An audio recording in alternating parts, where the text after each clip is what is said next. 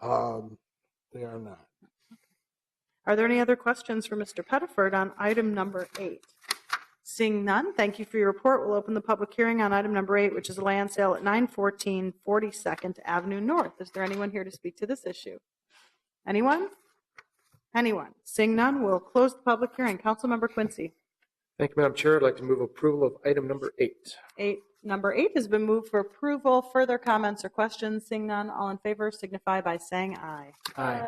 Any opposed? That item is approved. Our last land sale today is item number 9. Mr. Pettiford. Madam Chair, item number 9 is about 4131 James Avenue North. And again, it was a foreclosed property that we acquired from Fannie Mae for $13,400. The structure, again, was in deplorable condition, was razed. The vacant land parcel was advertised under the Vacant Housing Recycling Program. We received a single proposal, and SDM LLC was the proposer. They are very, very excited about building in North Minneapolis. This is the first proposal that they have forwarded. I since have received a second proposal, and they have also acquired a Hennepin County tax forfeited vacant parcel working with the Camden neighborhood, and everybody is pretty excited about their proposed development. They are proposing to sell to owner occupants, begin 1,800 square feet, 3 bedrooms, 3 baths, single family home with a double car detached garage on a standard size parcel. Are there any questions? Are there any questions for Mr. Pettiford on item number 9? Seeing none, thank you for your report. We'll open the public hearing on item number 9, which is a land sale at 4131 James Avenue North. Is there anyone here to speak to this issue? Anyone? Anyone? Seeing none, we'll close the public hearing. Councilmember Quincy.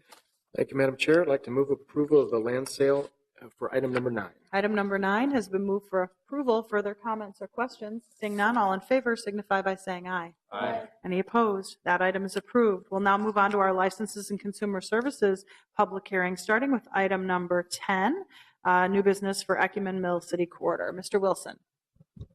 Madam Chair, we have an application for an on-sale liquor license with Sunday Sales Class D by Ecumen Mill City Quarter LLC, doing business as Abaton.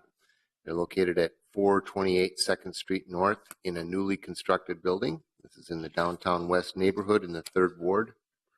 Have interior seating for 139 persons and exterior for 48. Requesting hours of operation from 7 a.m. to 1 a.m. daily. This will be located in a building that houses a senior residence facility with ground floor entry. The patio will be along 2nd Street and directly adjacent to the new Woonerf path down to the river. This will be a restaurant with a wide variety of foods and will be open for breakfast. Public hearing is required for this application. We did notify all persons and property owners within 400 feet. We notified the Minneapolis Downtown Neighborhood Association and the East Downtown Council. We received no response for or against the application. Our review finds that this application meets all of our requirements, and we recommend that you approve it. Are there any questions for Mr. Wilson on item number 10? Seeing none, we'll open the public hearing on item number 10, which is a new business license for Ecumen Mill City Quarter. Is there anyone here to speak to this issue? Anyone? Anyone? Seeing none, we'll close the public hearing. Councilmember Frye. Thank you, Madam Chair. I move approval of item number 10. Although this is simply a liquor license, I'm really excited about Abaton in Mill City and what this brings with the affordable housing, which is just adjacent with the memory care. I think this gives residents a great opportunity to age in place and to continue living in the neighborhood that they love. So it's an exciting program. On the motion to approve, all in favor signify by saying aye. Aye. Any opposed? That item is approved. Mr. Wilson, to item number 11. Madam Chair, we have an application by Huron Made Market LLC, doing business as Made Market, 511 Huron Boulevard. They seek an on-sale liquor with Sunday sales, Class B, and sidewalk cafe license. This is in the Prospect Park, East River Road neighborhood in the 2nd Ward. They seek hours of operation from 6 a.m. to 2 a.m. daily. Principal owners of this limited liability company are Rick Ishins and Jim Ishins. A public hearing is required for this application. We did notify all property owners and residents within 600 feet. We also notified the Prospect Park East River Road Neighborhood Association and the Stadium Village Commercial Association. We received no responses from that notification process. They meet all of our requirements, and staff's recommendation is that the application be approved. Are there any questions for Mr. Wilson on item number 11? Seeing none, we'll open the public hearing on item number 11, which is a new business, Huron Made Market LLC, doing business as Made Market. Is there anyone here to speak to this issue?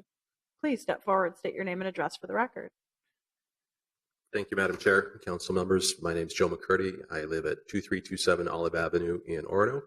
I'm the general manager of the soon-to-be Doubletree Hotel, which is at that same address. The Made Market is the hotel restaurant and part of a $28 million development there. And thank you for considering our application. I'm happy to answer any questions any of you might have about the development. Thank you for getting up and explaining that it's part of a larger development. I appreciate it. Are there any questions? Seeing none. Thank you for being here today. Is there anyone else here to speak to this issue? Anyone? Seeing none, we'll close the public hearing. Councilmember Fry. Thank you, Madam Chair. I move approval of item number 11. Approval has been moved of item number 11. All in favor signify by saying aye. Aye. Any opposed? That item is approved. We'll move on to item number 12. Mr. Wilson. Thank you, Madam Chair. We have another application for non-sale liquor license with Sunday sales with Class C Entertainment by La Parma LLC, doing business as Geno's at 12 4th Street Southeast. This is in the Nicollet Island East Bank neighborhood in the 3rd Ward. This is a Minnesota company formed in 2016. Principal owner is Gene Sue. They will have 42 indoor seats for patrons and 13 seats at a service counter, and there will be no outdoor area. This will be a full-service restaurant. A public hearing is required. We notified all persons within 600 feet of this establishment. We also notified the Nicollet Island East Bank Neighborhood Association and the Historic Northeast Business Association. We received no response from that notification. They seem to meet all of our requirements, and staff is recommending that the application be approved. Are there any questions for Mr. Wilson on item number 12? Seeing none, we'll open the public hearing on item number 12, which is a new business called Geno's under the name La Parma LLC. Is there anyone here to speak to this issue? Please step forward, state your name and address for the record. You must be Gino. Good afternoon, Council. No, I'm not. Josh Matthews, Director of Operations for the company. And I look forward to coming to the Northeast neighborhood. I lived in the Northeast for a few years myself and still call Minneapolis home. If you have any questions, feel free. Are there any questions? Seeing none, thank you for being here today. Thank you. Is there anyone else here to speak to this issue? Seeing none, we'll close the public hearing. Councilmember Fry. Thank you, Madam Chair. As my wife and I are far and away the closest residents to this particular new business location, I'll happily move approval. We're really excited about occupying that space, and I think you'll do an extraordinary job. On the motion to approve, all in favor signify by saying aye. Aye. Any opposed? That item is approved. We'll move on to item number 13. Mr. Wilson. Thank you, Madam Chair. We have an application by the Lumber Exchange Event Center, LLC, doing business as the Lumber Exchange Event Center. And they are located, of course, in the Lumber Exchange building at 10 South 5th Street. This will be on the 3rd floor of the Lumber Exchange. They are seeking a Class A on-sale liquor license to operate a event center and nightclub use. The 3rd floor of this building has not held a alcohol use before, and therefore we will need a public hearing today. This is located in the downtown West neighborhood in the 3rd Ward. Principal owners are Deepak Nath and Ken Sherman. Both those applicants hold other liquor licenses in our city and are in good standing. Public hearing notices were mailed to all property owners within 400 feet of this building. They're also sent to the Downtown Neighborhood Association. We received no responses for or against this application. Staff finds that they meet all of our requirements and are recommending that the committee approve the application. Are there any questions for Mr. Wilson on item number 13? Seeing none, we'll open the public hearing on item 13, which is a new business license for the Lumber Exchange Event Center. Is there anyone here to speak to this issue? Please step forward, state your name and address for the record. Good afternoon. Deepak Nath, 511 River Street, longtime resident of Minneapolis. I appreciate everyone considering our application today. Thank you for being here. Of course. Is there anyone else here to speak to this issue? Anyone? Anyone? Seeing none, we'll close the public hearing. Councilmember Frye. Thank you, Madam Chair. I happily move approval of this item. Mr. Nath and Mr. Sherman have been investing a substantial amount on Hennepin Avenue, and we appreciate the continued investment. So thank you very much. Thank you. On the motion to approve, all in favor signify by saying aye. Aye. Any opposed? That item is approved. On to item number 14. Thank you, Madam Chair. Our next application is by Mrs. Dumpling Incorporated, doing business as Mrs. Dumpling, to be located at 700 West Lake Street. They are seeking an on-sale wine license with strong beer, Class E.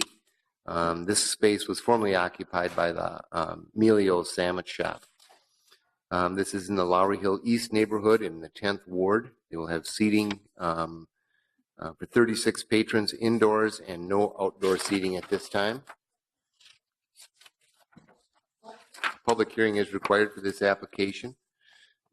We notified all persons within 600 feet of the premises, and the Lowry, Carrig, Lindale, and Whittier neighborhood associations, and the Lynn Lake Business Association, and the Lake Street Council. We received one response from that public hearing notification process, and that was in support of the application. Our review finds this application meets all of our requirements and are recommending that the committee approve the application today. Are there any questions for Mr. Wilson on item number 14? Seeing none, we'll open the public hearing on item number 14. Is there anyone here to speak to this issue? Are you Mrs. Dumpling? I was hoping for that guy. That was his maiden name. There's two people here, so one might be Mrs. Dumpling. That may or may not be a fictitious character. But my name is Chris Jackson. I'm going to be the general manager. I live at 2707 First Avenue South, and we are excited to open our restaurant on Lynn Lake. Great. Thank you for being here today. Is there anyone else to speak to this issue?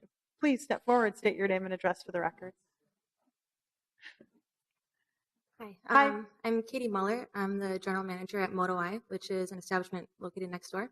My question is to what the proposed plan for the trash situation was for the establishment. So we don't answer any questions because it's a public hearing, but we'll ask Mr. Wilson that. Mr. Wilson, do you have any information with regard to the trash situation? Does the applicant know anything about that? And could you talk after offline? Yes, I do. And you could? Okay. So you can testify any way you want. Okay, so I don't know what the site survey looked like, but essentially I think as far as I'm aware, the only plan of action at this time is to use the trash that's actually located on our property.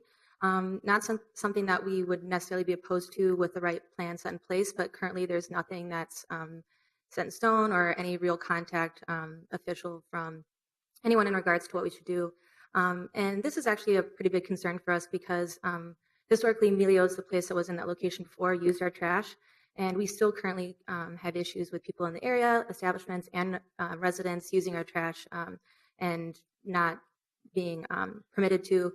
And then Melio's as well did not use our trash with our permission most of the time, and we did actually receive a critical violation a couple years back because one of their branded boxes was on the ground next to our trash can, which therefore we were not in compliance. And because we own that property, it's just, we were held liable and responsible for that.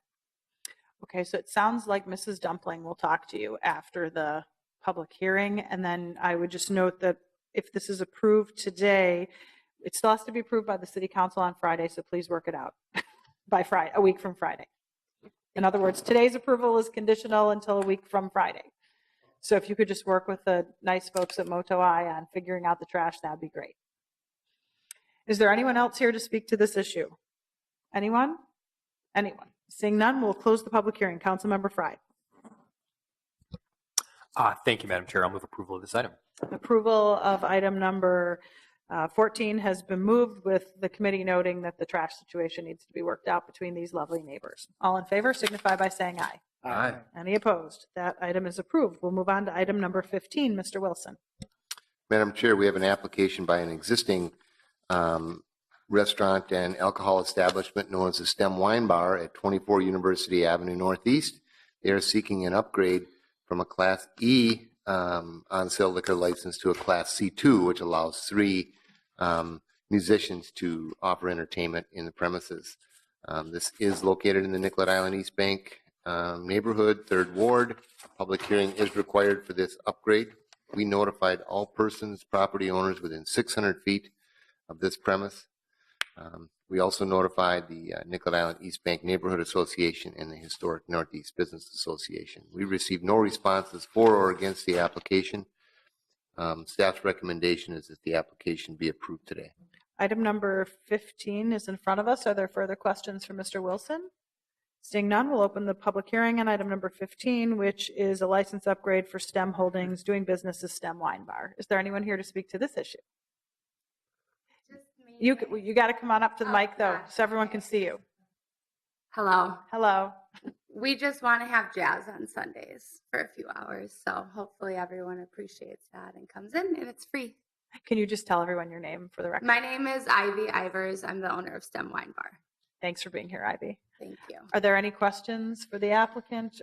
Anyone else here to speak to this issue? Seeing none, I will close the public hearing. Councilmember Fry. Thank you, Madam Chair. We fully appreciate you having jazz there on Sundays, and I would love for you to have jazz on Thursdays and Fridays and Wednesdays as well. I think that's a great addition to the area. So happily support this item. I will No move jazz on Mondays, right? Or Tuesday. Or Tuesday. Okay, I was making an example. You want to have jazz, you're going to have jazz. And no, never mind. Just trying to lighten it up. Yeah. Item number 15 has been approved by Councilmember Fry. All in favor signify, 15. All in favor signify by saying aye. Aye. Any opposed? That item is approved. We'll move on to item number 16. Ms. Roberts, welcome. Thank you. Welcome. Committee Chair Goodman, council members. I'm Linda Roberts, Assistant Manager in Business Licensing. I'll be providing a very brief presentation about the amendments that are before you today. The benefit to our customers by the passage of this ordinance cannot be overstated. If approved, the amount of paperwork that the city requires food applications will be decreased dramatically, and the forms themselves will be much more streamlined. Applicants will no longer routinely be required to submit forms for financial records, for leases, 10 years of work and residential history. However, it's important to note that if it warranted, we could ask for those things. For example, if there's additional scrutiny required because of incomplete applications, or the application they did provide contains falsehoods or criminal history. Approving this ordinance not only reduces the paperwork, but we hope that the application process itself will be less cumbersome. Currently, the submission of our food application is required in 2 parts, which means applicants have to come twice to the city. And reducing these things now will require them only to make 1 visit or a visit at all, which is of great benefit to our customers. You might ask yourself, why are we making this change now? Because of elms. You know the answer already. Yes, I'll say it. Elms. Omnipresent elms. Elms. It's our system, enterprise land-based management system. Configuring ELMS has given the city an excellent opportunity to review our business process and requirements and to look at it with a lens of business made simple and make right-sized regulations when needed. And this is needed.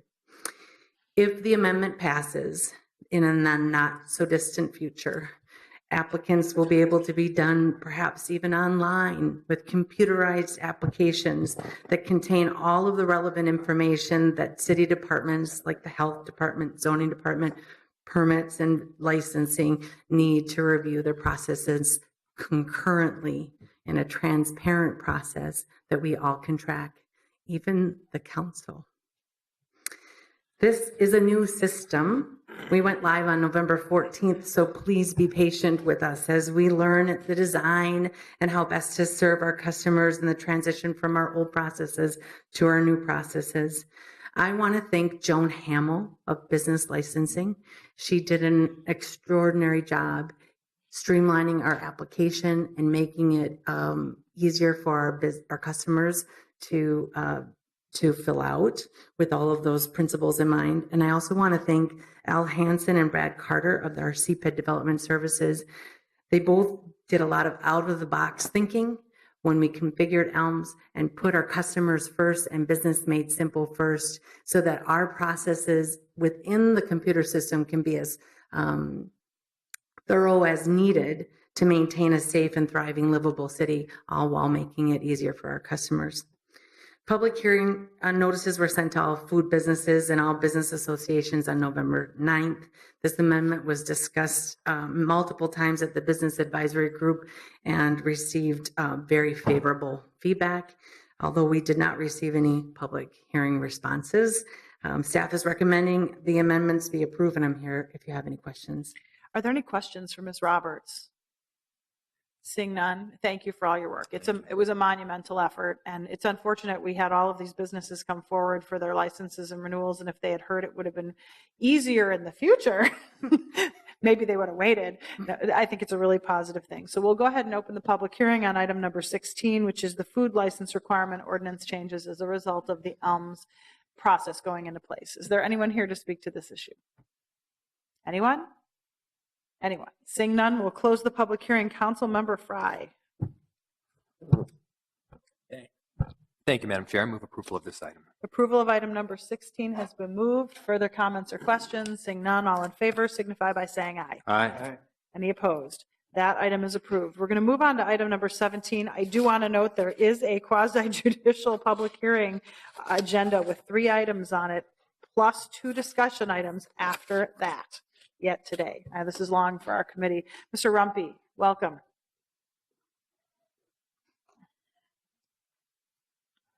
Madam Chair, council members, Mike Rumpy, Deputy Director of Housing Inspections for the City of Minneapolis. I'm here to just give a brief outline on the Intentional Communities Ordinance and how it would we would regulate through our organization. I'll give kind of just a brief overview and then take questions. Applications are required, and what are required now, those applications are actually outlined in the ordinance. Rental properties and non-rental properties can apply to be intentional communities. However, with that said, rental properties have some requirements if they so choose to go this route. One, a rental property owner cannot be a tier 2 or 3 rental property owner and apply. They would be denied. Number 2, a rental property owner would be limited to 1 intentional community as part of their portfolio.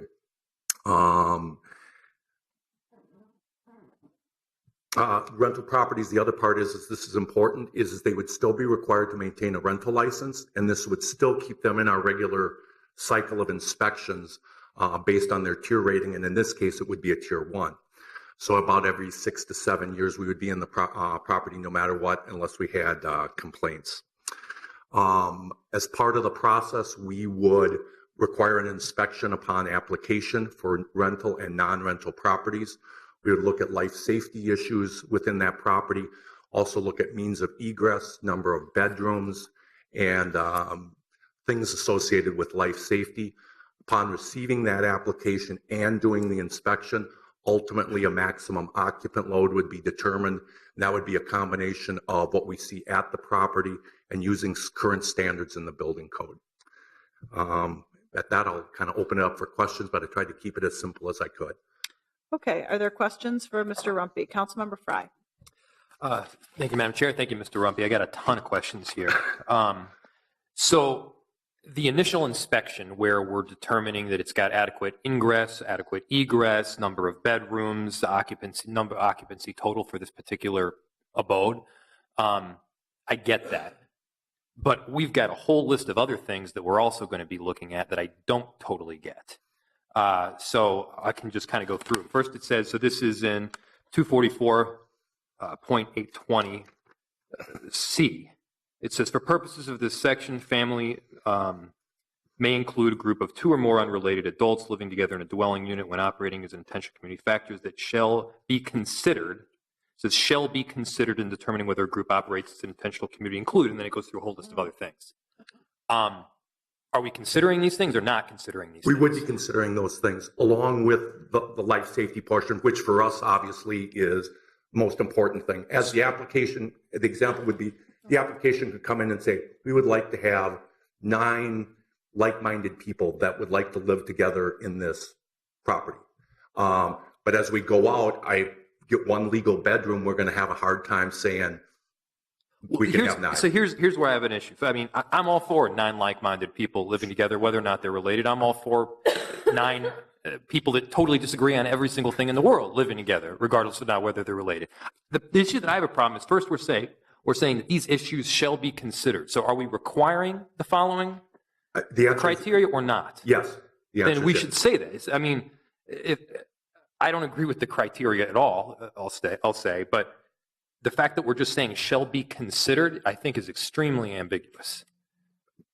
So it says we're going to consider, for instance, whether the members of the household have adopted a set of rules covering democratic governance. What does that mean?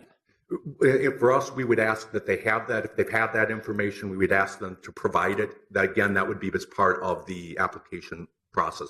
We want to make sure that they at least have these things in place. So what would it say? And what it would, I mean, they have like a charter, like a constitution of the premises? Yes, and you know, they have a set of rules, guidelines, how they split money, those type of things. We've never seen one before, so it's kind of, for me, hard to say exactly what it would look like or what would be acceptable. I mean, I have seen these things before, and it's a summer camp, you know, and it's you got a chore wheel, and you know, Janet does the sweeping on Monday, and Frank does the sweeping on Tuesday, and if it's a co-ed camp, and you know, but so are we going to enforce to make sure that these constitutions of the communities are enforced? Madam Chair, Councilmember Fry, we're going to look to see that they're in place. It's not something that we're going to regularly go out and look to see that, you know, every day that they're abiding by their constitution or their rules. We just want to make sure that an initial set of rules has come forth with the application. So, I mean, what happens if the constitution that they've set up is not really a democratic process at all? What happens if all of the power is given to one particular individual that happens to be a little bit off the rocker? What happens if the people that are supposed to be buying the milk this week didn't, and someone's calling in and saying, hey, Otis didn't buy the milk this week? What are we going to do about that? Are we going to do anything? My take on that, ultimately, first, it would be a civil issue among the parties. But if, you know, we had some type of ruling or something that said that they're no longer abiding by it, we do have the ability in this ordinance to take away that intentional communities designation. So I would agree with you. It would be a civil issue unless we put into place in an ordinance. And if it's in place in ordinance, then the individual that was supposed to be the recipient of the milk on that particular week could call in and complain and saying that they're violating the Constitution. It doesn't make any sense, and we should take away the license. And are we going to take away the license because of that? I would hope not. So, I mean, here's my point. My point is that I'm all for intentional communities. I'm all for the increased density. I'm all for the occupancy levels being upped, assuming that there's adequate bedrooms and lighting and windows and everything else that you need in order to have habitable conditions. My issue is that if you go through every single one of these issues, we're not going to be enforcing this stuff. Let's just be honest. We're not going to be enforcing this stuff. So let's be honest about what we're actually doing, which I'm for, which is increasing the allowances for density. Councilmember Fry, Mr. Rumpy didn't come up with this in his office. I know. just to be clear. So expressing a frustration with him probably is... I know, and I didn't apologize to He's animated. It's good. I am one of the co-authors of this, and so I'll just explain to you as I understand it. There are groups of people living together who are like-minded. I would perhaps describe it like a kibbutz, or like a way that people have lived together that are not related by blood. That seems to be the big issue here with regard to our current code, is that you can have four people living together if they're related by blood in a house, but if they're not related by blood, you can't, which is a little kooky to me, because you could have two parents with 4 kids and they each have 2 kids and they have 16 cars and we don't care. But if it's 4 unrelated people with 5 others with 2 kids with 16 cars, we're really interested.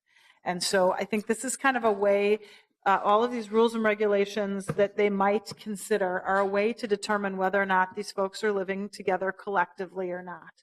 It's not really a way to have us be the police of who picks up milk, as much as a way for us to determine if they see themselves as a group, because we're giving them special dispensation to go around occupancy under the zoning code within the building code. And so Mr. Rumpy has assured Councilmember Gordon and I, as I understand it, that we're not going to have 6 people living in the dining room as their bedroom. But there could be 2 people in a bedroom, or 2 people in each of 4 bedrooms. And that goes around the zoning requirements. So that's why there's a list of things. I don't think the list of things is really much other than a way to define what people who are collectively living together, how they see themselves. And perhaps you have a whole other list of questions, so I'll let you do that. And perhaps Councilmember Gordon, I'm not an expert on folks who are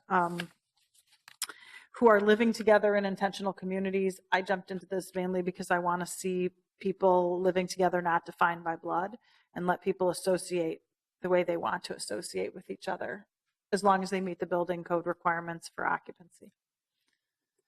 Madam Chair, so the last part of what you said, I agree with 100%, allowing people who are not related by blood to live together so long as they meet certain occupancy requirements, whatever those occupancy requirements are that we set up.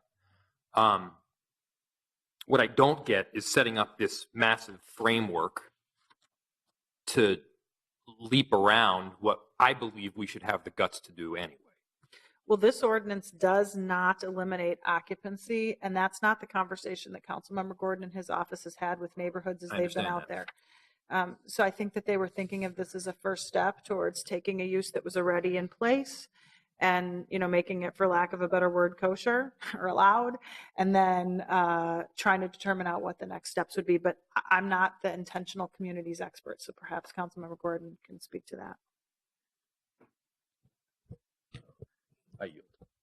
Thank you, Madam Chair. I appreciate the opportunity. I also appreciate the questions.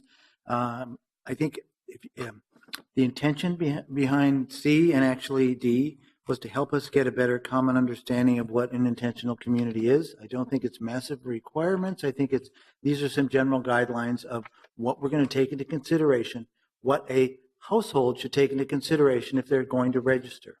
And this is it's more of a self-identifying registration process. And so if you fit generally the categories outlined in section C, and if you're not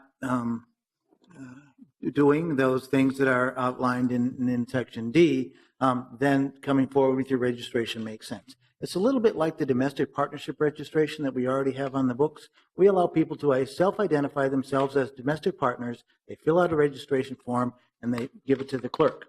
Once you've done that, you are now considered, in all intents and purposes, a functional family, and you're not subject to the same over-occupancy rules that you would be if you're unrelated. Minneapolis did that years ago. It made a lot more sense when same-sex marriage was against the law, but some people are still identifying that way. Even different sex couples decide they're going to register so that they're, feel comfortable about living in their household. That's more what this is. It also then gives us a tool later, because you fill out your registration, you get it notarized saying we're an intentional community, here's kind of our guidelines and our rules.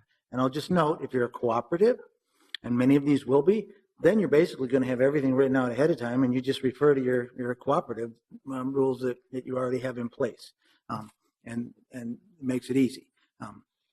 But then this will be in place, and it will give us something to go back to if suddenly there's questions that are raised where somebody who lives in the household says, hey, we're not really operating like this at all. We can look at the guidelines and the registration that they said they were doing and check on them. But it's more of a self-identified commitment that they're making. Then we can review what they say they're going to do and say you qualify as a intentional community, and then you can move forward with the next step. So that's kind of the intention. Councilmember Frye.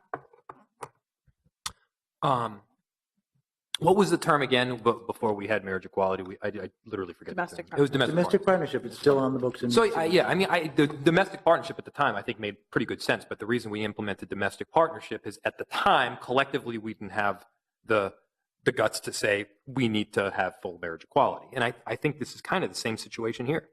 I think that we need to just quite simply take the next step, because if at the end of the day we are going to be adjudicating some of these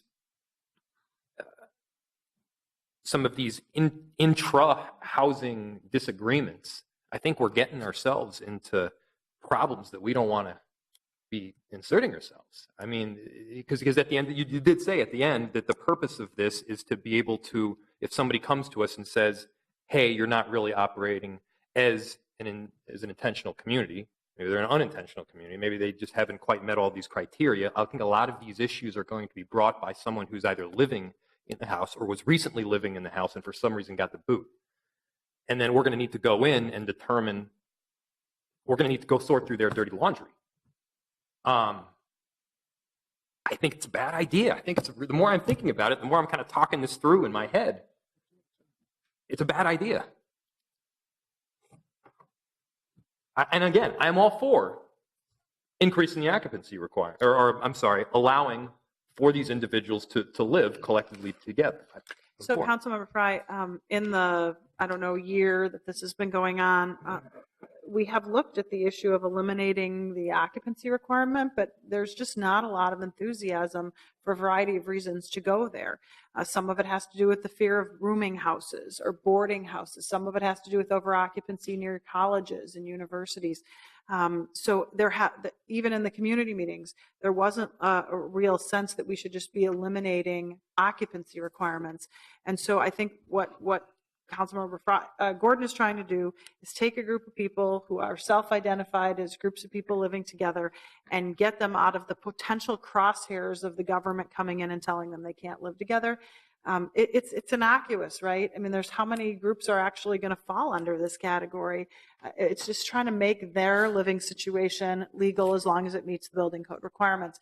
There could be a larger conversation about occupancy, but you will find, as Councilmember Gordon might tell you, that there isn't a lot of support at this point right now to just lift the occupancy limit, because people who already have problems with rental housing potentially could have more problems, and we already have so many problems and not enough staff to deal with it, for example, on the north side. I think Councilmember Gordon thought about bringing this up years and years ago, and there wasn't even support at that time. So things do change over time. I don't know that we're ready to just eliminate the occupancy requirement, so I believe Councilmember Gordon brought this forward as a way to solve this narrow problem. And I suppose if we put it in place and we get problems from that, then Councilmember Gordon will need to adjust based on that. That's why I see it as kind of a no-brainer. Doesn't make sense to me why we wouldn't just do this. Not having it, that's like saying we should raise the minimum wage to $20 an hour. That's the ideal. 15 might do, but 20 is the ideal. So let's don't raise it at all because we can't get to 20. This is actually a pretty good thing. No, That's why I put my name on it. I appreciate the analogy. I think it's dramatically different. This is not a matter of simply getting rid of the occupancy requirements or maximums. Yes, it is. I'm saying it could be a matter of raising the occupancy requirements, and for the inspectors to, at the very beginning, just like you're anticipating and planning on doing, you go into the home, you figure out what are the number of windows, what is the square footage, what is the maximum occupancy that this particular house can handle, and we're going to be doing that with this intentional communities ordinance, and I fully support that. It's a good idea. And that particular occupancy could be greater than the occupancy would otherwise be allowed. Now, I support that piece. The piece that I don't get is the democratic governance, the sharing maintenance responsibility and other household items, the making sure that everybody's got a voter registration and a driver's license for this particular home, the filing of receipt and tax documents. It's sharing expenses for food. Why does it make it a better household if people are sharing expenses for food than if they're not and the same number of people are living there. So perhaps there's a public hearing, and perhaps there are Maybe I'll people get some here who good want to arguments. All right. address that issue. I will say in the, years past, like 50 years ago, in neighborhoods like the one I represent, there were homes with 8 bedrooms, and landlords came in and turned them into rooming houses, and each of the 8 bedrooms had 2 people living in them. And so in an R1 district, a single family district, 16 people were living in one house. They had no commonality with each other. And I think people felt that that helped deteriorate the quality of a neighborhood because it was a very, very high occupancy. So they reacted by throwing it in the opposite direction, by saying, okay, you can't have more than 3 unrelated or 4 unrelated people. And now we're talking about moving somewhere in the middle, but this ordinance is probably a first step towards that. I think if you went out to neighborhoods, even neighborhoods that don't have big, huge houses, you'd have an outcry of people in R1 neighborhoods saying, just let, 8 people live in 4 bedrooms, or they might be upset about that. Who knows? We didn't go out and ask that question. The question was asked with regard to intentional communities. So there are some people who have signed up to testify. I don't know if they're for or against or live in an intentional community. It's just their name. So why don't we let them do that? I appreciate that. Yeah. So we have a list of people who have signed up in advance. I'm going to open the public hearing on item number 17.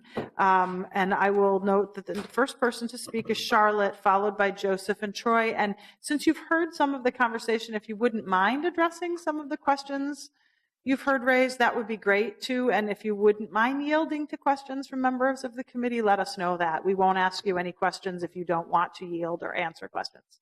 So we'll start with Charlotte Collant. Okay. Okay. Is that acceptable? Yeah, absolutely. Please state your name and address for the record. My name is Tom Pearson. I'm at 2205 Bloomington Avenue South in the 6th Ward. Thanks for making the time on the agenda today. I appreciate it. So I want to give you a little bit of background on the Minneapolis Coalition for Intentional Communities, which formed with the purpose of trying to bring forward supportive policy along these lines. And then I want to address some of those concerns because some of this came up on the Planning Commission meeting as well. The coalition formed 21 months ago with the idea to try to support policy along these lines. The main purpose was to look at permitting people regardless of their blood relation so they could cohabitate safely together based on their mutual arrangement. And it was specifically not formed to alter density because we knew it was controversial in the past and we didn't see our ability to really influence that. But we thought we could have a conversation about mutuality. Several of these intentional communities exist, and then we could also look to other cities where many of them existed at scale. And the ones that exist now, the greatest barrier to them is this occupancy requirement in the zoning code. Often they're in historic buildings and they can't fully occupy those buildings. Those that can only do so because of certain exemptions that are allowed or because they've undertaken costly construction to create redundant kitchens and other things that to basically make it appear to comply with the zoning code when they really treat it as one functional unit. There are several that operate in secret because they're afraid of the consequences of having their housing situation discovered. Now, this makes their housing less stable and provides them with ultimately less negotiating power and less rights with respect to their landlords. Indirectly, we've observed that these communities create more affordability and also improve livability in the communities they operate in. Now, we can observe that anecdotally here, but it also is in several other cities where hundreds of people are living in communities like this. And there has been studies showing that low-income and very low-income people have ability to afford the housing they're in. And it's not just naturally occurring affordable housing that serves moderate income people. It actually can serve low and very low income people in practice. The way we went about doing our work is we consulted with neighborhood groups to understand their hopes and concerns around this, and a lot of the density concerns came there. We also consulted with organizers and housing advocates that work primarily in populations that experience persistent discrimination in housing. We wanted to understand their feedback and concerns and whether this would apply to them. We tabled at open streets throughout 2015 and we're across the whole city at all the open streets. We also had open houses and tours of intentional communities so folks could come visit the sites, and so some some of the stakeholders did that. I think this proposal is solid because it creates a safe mechanism for the intentional communities to register, while it also creates some protections for the tenants and the neighbors. The two provisions that came up in the Planning Commission that I want to speak to, and I think get at what you're talking about, Councilmember Frey, is that Commissioner Rockwell suggested striking democratic governance and a notarized statement from the landlord and the tenants from